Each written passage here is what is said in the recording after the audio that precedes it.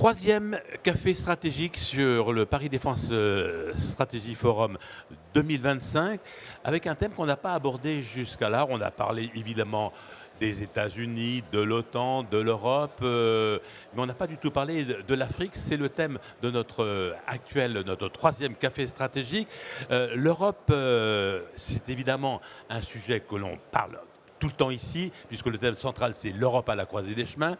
On a parlé évidemment beaucoup d'Europe, beaucoup des États-Unis, pas de l'Afrique. Et l'Afrique, finalement, avec vous, Niagale Bakayoko, voilà, je l'ai bien dit. Vous êtes présidente de African Security Section Network. C'est quoi African Security Section Network? C'est un think tank qui travaille sur les questions de gouvernance de la sécurité sur le continent africain. Et notre deuxième invité, Christophe Olivier. Bonjour Christophe. Bonjour Daniel. Vous êtes un pilier à RFI, Radio France Internationale, et un grand connaisseur des problèmes africains que vous traitez depuis, on va dire combien? Est-ce qu'on le dit? Un peu plus de 30 ans. Un peu plus de 30 ans. Le thème que l'on a retenu, c'est le rôle de l'Afrique dans le basculement du monde. Alors c'est vrai que le monde est en train de basculer. Trump nous aide beaucoup à constater ce basculement du monde. L'Europe réagit, mais que fait l'Afrique? Et on a l'impression que dans ce basculement du monde, l'Afrique est un peu à la périphérie de ce monde en plein bouleversement. Alors, effectivement, Donald Trump a très peu parlé de l'Afrique, Niagale Bakayoko, parce que finalement, la seule évocation de l'Afrique, c'est pour dire: oui, nous on aide un peu le Lesotho, mais le Lesotho, personne ne sait où c'est, donc on va arrêter d'aider le Lesotho. Comment les Africains ont perçu l'élection et la nouvelle présidence de Donald Trump? Alors, juste une petite précision à propos justement du rapport du président américain actuel à l'Afrique, mais aussi de celui de ses prédécesseurs. D'abord, il faut savoir que l'Afrique a toujours figuré au dernier rang de priorités stratégiques de tous les présidents américains. Donald Trump ne fait pas du tout exception à cet égard. Le seul qui a manifesté un intérêt un peu plus important pour le continent, c'était le président Clinton. Et Donald Trump, il est vrai, s'est illustré par ses propos très méprisants vis-à-vis de l'Afrique, dont il a traité les pays de shithole countries, c'est-à-dire de pays de merde, en traduction littérale. Parce que c'est une autre de ne pas s'intéresser, c'en est une autre d'humilier dès les premiers jours de sa présidence. Oui, mais comme vous le constatez, il n'humilie pas uniquement l'Afrique. Et ça, c'était sous son premier mandat. Depuis le début de son second, moi, je ne considère pas du tout que l'Afrique soit absente pour deux raisons. D'abord parce que beaucoup de l'entourage de Donald Trump est originaire d'Afrique du Sud.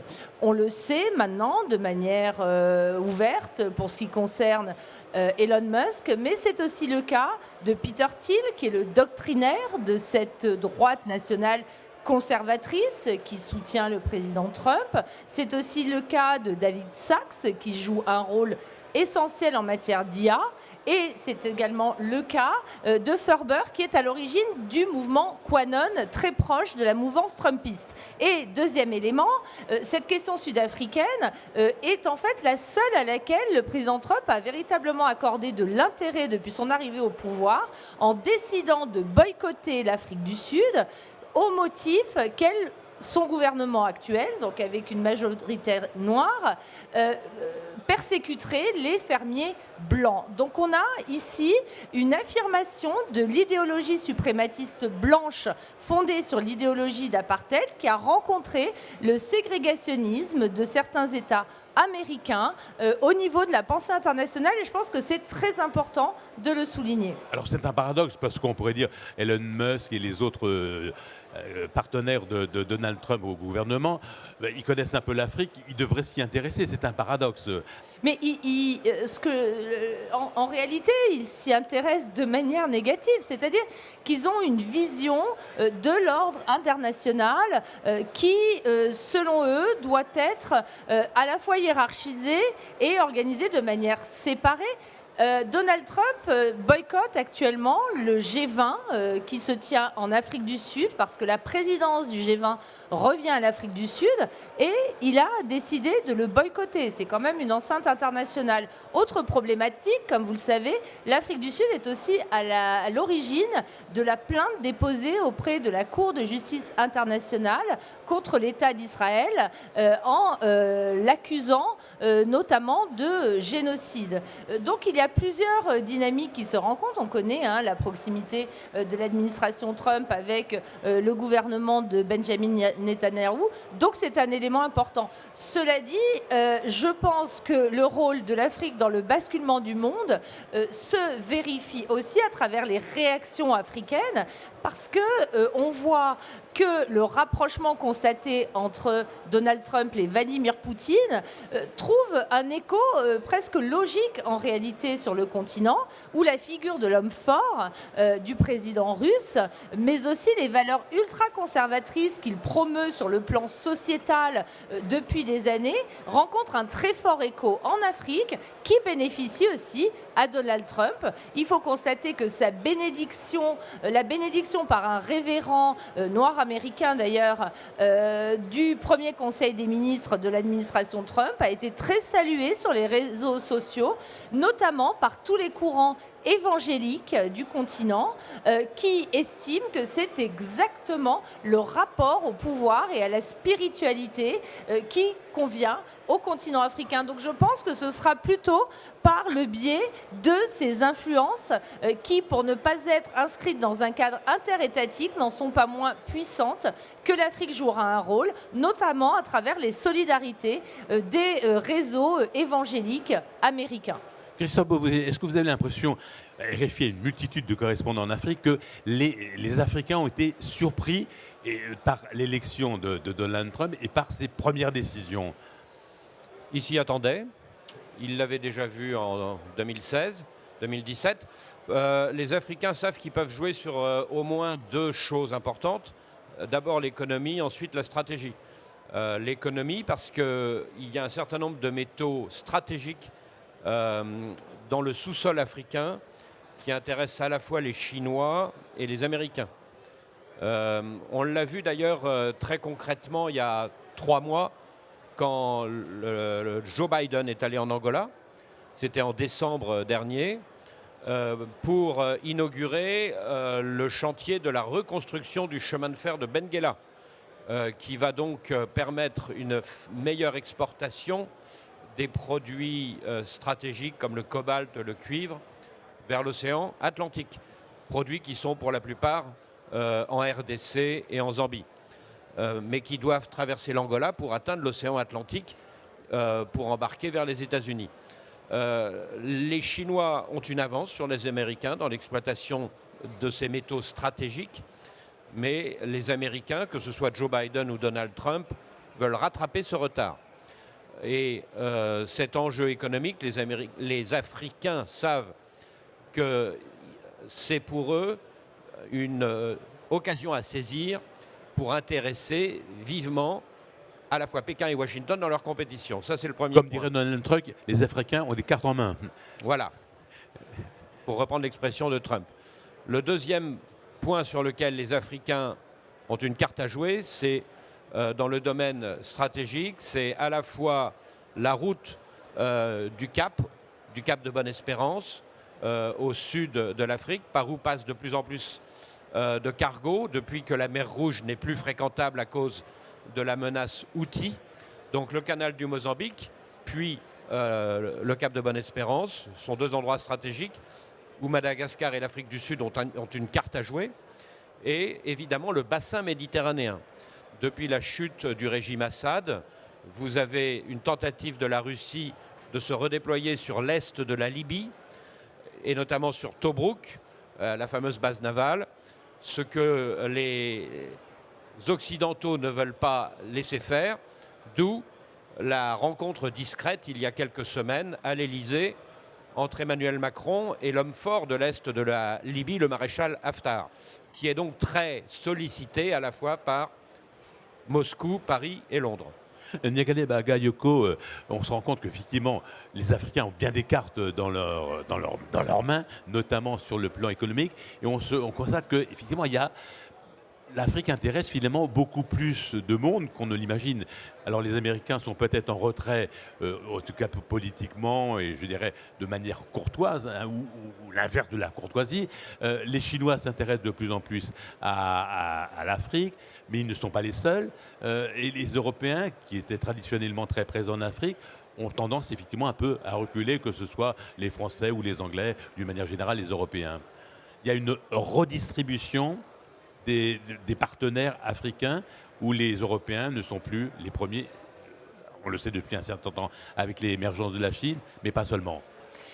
Alors moi, je pense qu'il y a eu une redistribution, mais qui n'est absolument pas nouvelle. Je pense que malheureusement, les Européens n'ont pas voulu voir les évolutions en cours sur le continent africain depuis la fin des années 90. L'arrivée de la Chine, elle date de cette époque-là, tout comme celle de toutes les puissances moyen-orientales. La Turquie, qui est un acteur de plus en plus important sur le continent, commence à s'y intéresser. En 1999, il en va de même pour Israël, qui cherche depuis lors à devenir membre observateur de l'Union africaine. Si on prend les pays comme l'Arabie saoudite ou les Émirats arabes unis, notamment le premier, ils sont présents depuis 40 ans sur le continent et de plus en plus présent pour le deuxième depuis déjà une quinzaine d'années.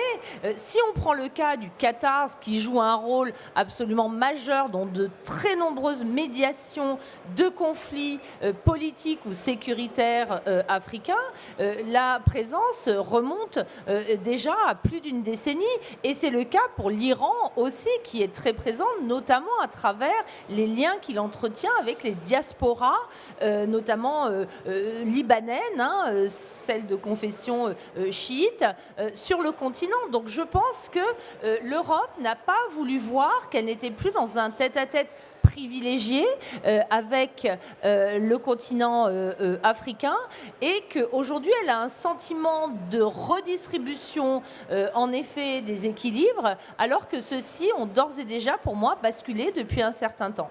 Et ça, Christophe Boisbouvier, vous le constatez au jour le jour.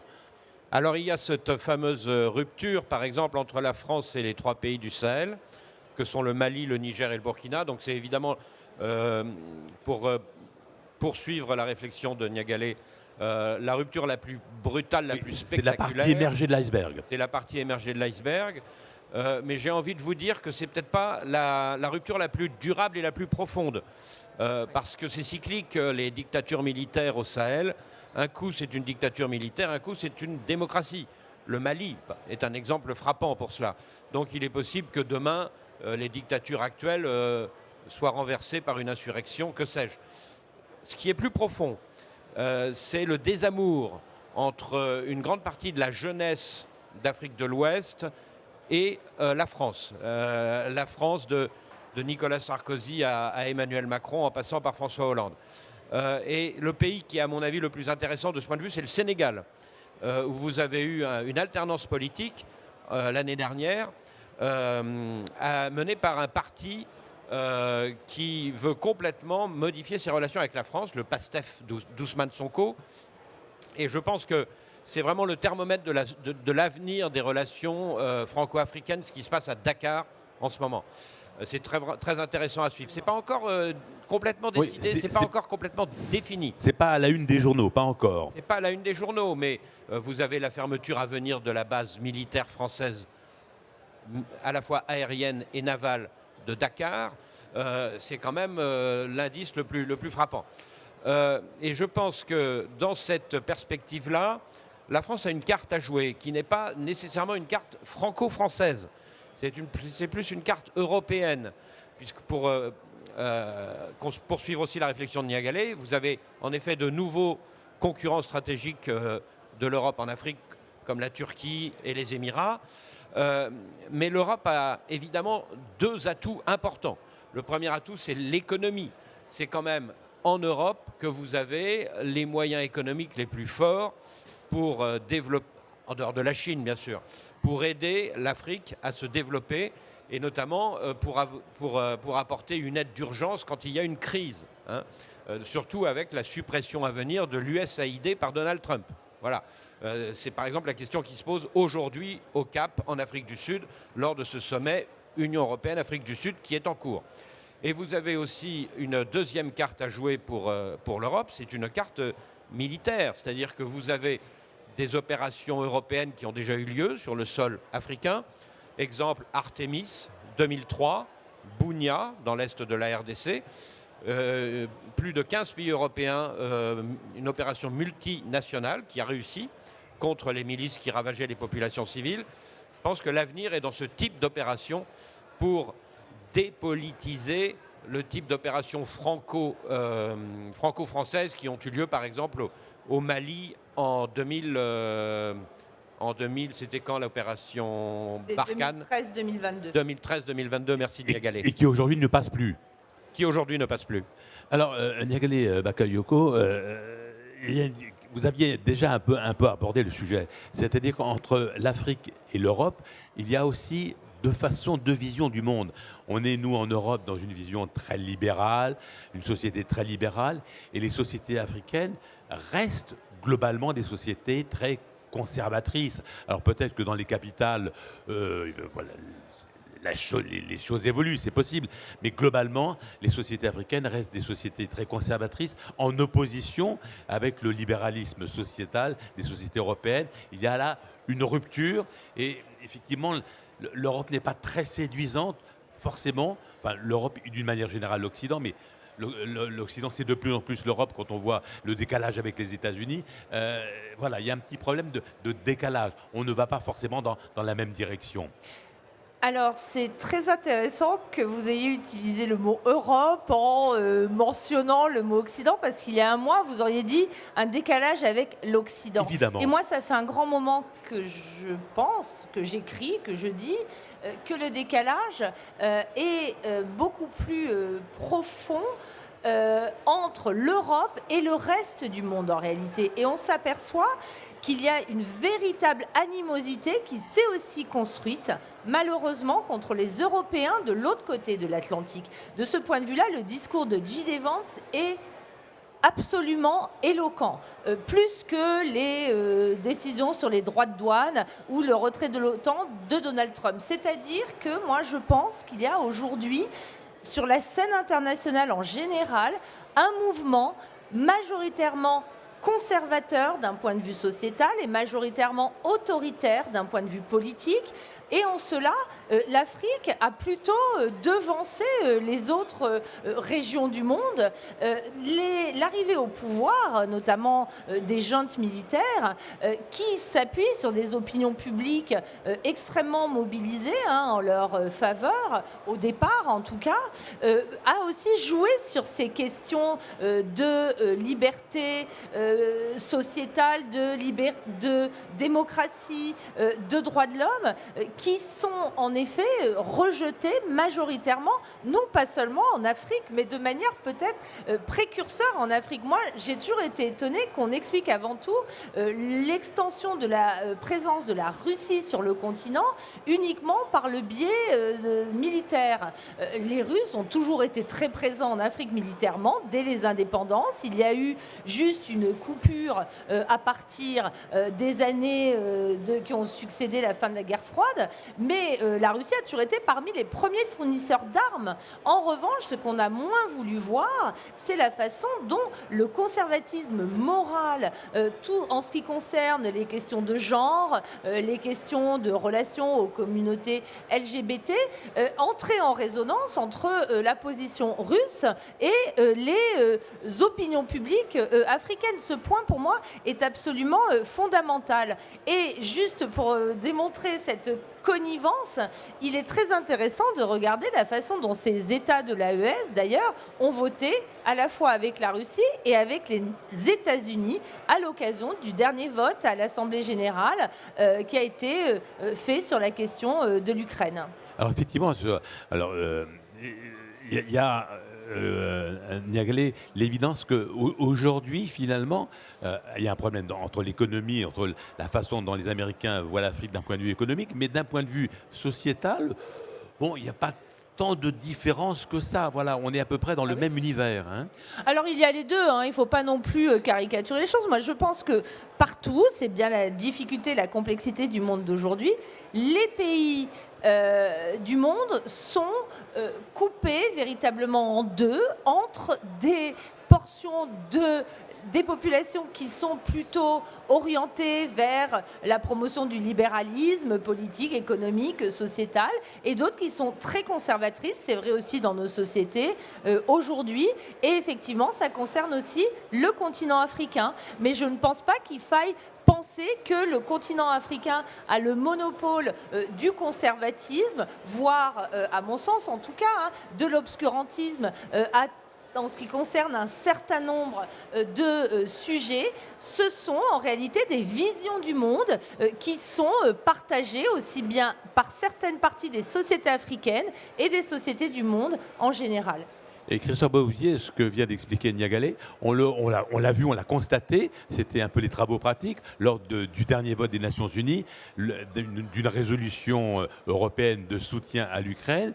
On a bien vu que, d'abord, il y a eu des pays qui ont voté contre ce soutien à l'Ukraine.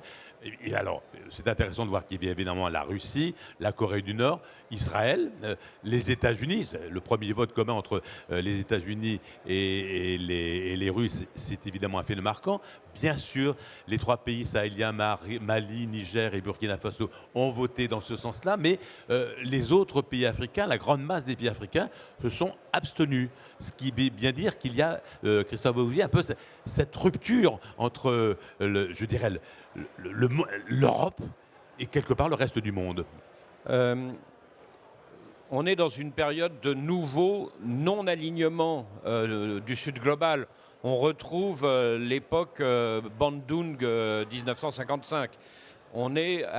Ce sont les nouveaux pays non alignés. Hein. On l'a vu dès 2022 avec les premiers votes lors de l'attaque de la Russie sur l'Ukraine.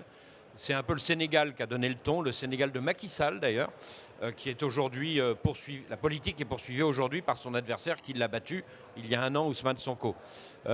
Mais derrière cette coupure dont vous parlez entre l'Europe et le Sud global, je dirais qu'il faut pas dramatiser pour l'Europe parce que vous avez au moins deux raisons pour lesquelles je ne crois pas à une coupure profonde entre l'Europe et l'Afrique. La première, c'est au niveau culturel. Vous avez des valeurs culturelles partagées par l'Europe et l'Afrique. Et pour moi, l'une des valeurs les plus fortes, c'est l'émancipation des femmes. Je pense que là-dessus, vous avez dans les sociétés africaines, dans les profondeurs des sociétés africaines, une volonté d'émancipation des femmes qui est partagée avec les grandes valeurs européennes. Vous avez des combattantes à Dakar, à Brazzaville, à Yaoundé pour l'émancipation des femmes, pour l'éducation des jeunes filles, pour empêcher les mariages précoces, qui vont au-delà de tout ce dont on vient de parler, et qui sont défendus avec la solidarité européenne. Ça, c'est le premier point. Et le deuxième point, c'est l'économie. C'est-à-dire qu'on a beau dire que l'Europe n'intéresse plus les Africains, vous avez toujours des dizaines de milliers d'Africains qui risquent leur vie tous les ans en Europe, pour essayer d'arriver aux Canaries ou à Lampedusa. Parce que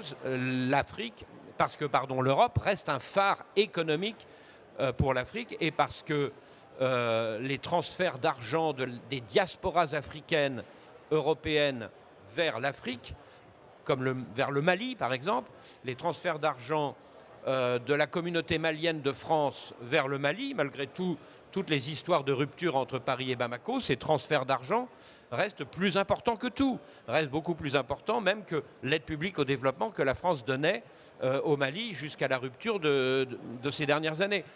Donc vous avez, pour ces deux raisons, sans parler évidemment des liens culturels comme la francophonie, pour parler de la France et de l'Afrique, vous avez, pour toutes ces raisons-là, je pense, pour l'Europe et l'Afrique, encore un bel avenir qui sera concrétisé. On le verra, ce sera intéressant. Dans un an, à Nairobi, ce sera sans doute dans le premier semestre 2026, le prochain sommet Afrique-France, organisé conjointement par William Ruto et Emmanuel Macron.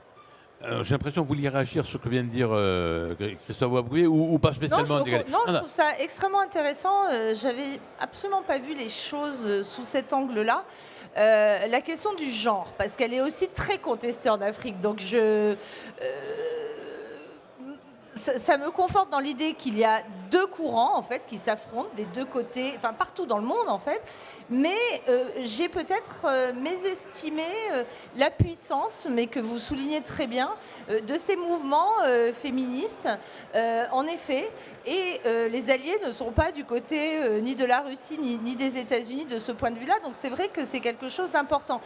Mais une difficulté pour moi, pour l'Europe, c'est peut-être la concurrence qui est apparue entre ses membres eux-mêmes.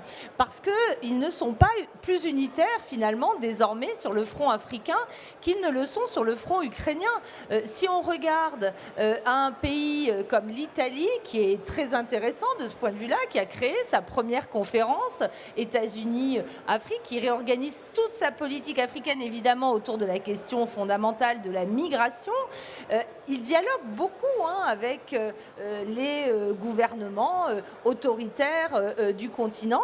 Et vous avez la Hongrie de Viktor Orban aussi, qu'on retrouve notamment très présente au Tchad.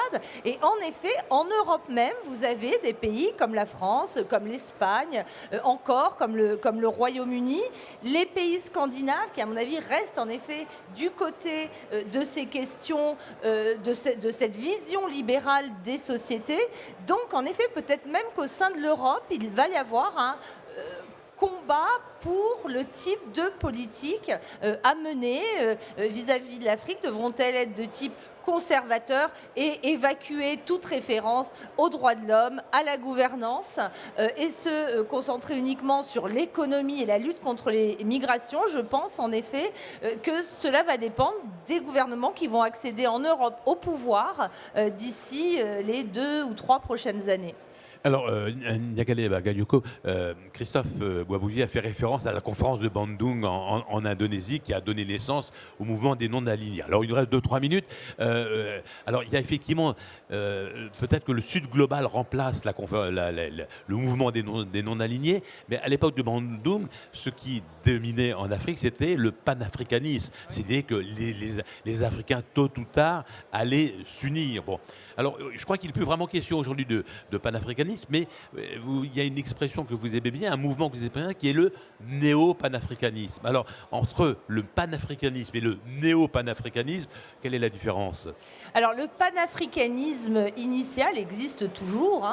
C'est ce mouvement qui fait référence à la volonté d'unité des pays africains, peut-être même pour aller jusqu'à une approche presque fédérale du continent, qui a été notamment forgée par Kwame Nkrumah dans les années 50. Il y a encore un certain nombre de courants intellectuels qui s'y réfèrent. Mais en effet, ce mouvement néo-panafricaniste, qui se définit avant tout comme ultranationaliste, ultra-patriote et ultra-souverainiste, est la grande force montante sur le continent qui, encore une fois, renvoie à ce qu'on peut voir ailleurs et aujourd'hui est devenu, à mon sens, majoritaire, y compris parmi les sociétés civiles africaines, voire parmi les nouveaux médias qui ont émergé et ils ont eux aussi un rôle très polarisée de la relation avec le reste du monde et parfois une vision très ségrégationniste puisque certains courants du néo-panafricanisme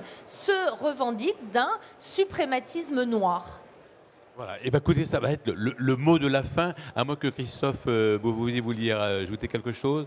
Il faut peut-être distinguer deux types de souverainisme africain. Vous avez le souverainisme, par exemple, des 3 pays de l'AES, Mali, Burkina, Niger, qui est proche de la Russie, et vous avez un souverainisme ni Est ni Ouest, comme celui du Tchad, par exemple, qui dit « nous ne serons l'esclave de personne ».